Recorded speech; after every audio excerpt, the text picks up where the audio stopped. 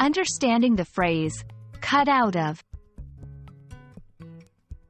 Hey there, language learners.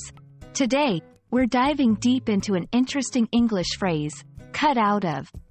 You might have heard this in conversations or read it in books, and today, we'll break it down for you. Let's get started. Imagine you have a piece of cloth and you cut a shape out of it. Literally, to cut out of means to remove a portion from something larger using scissors or another cutting tool. It's like taking a piece out and leaving a hole or space where that part used to be. For instance, she cut a heart out of the paper for her craft project.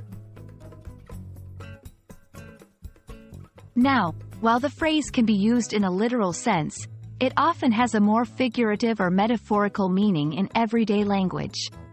1. Exclusion from an event or a benefit. If someone is cut out of something, it means they are not included or they are left out. 2. He was cut out of the family will, so he didn't inherit any money. 3. To be naturally suitable or unsuitable for something. This means someone is or isn't naturally good at something or doesn't fit a particular role.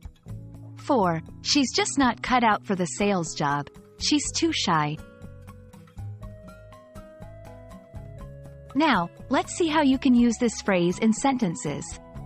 1. In a literal sense, the children cut figures out of colored paper. 2. Figurative sense, exclusion. She felt cut out of the group's activities because they never invited her. 3. Figurative sense, suitability. I tried playing the guitar, but I guess I'm not cut out for it. There you have it. The phrase, cut out of, can be used both literally and figuratively.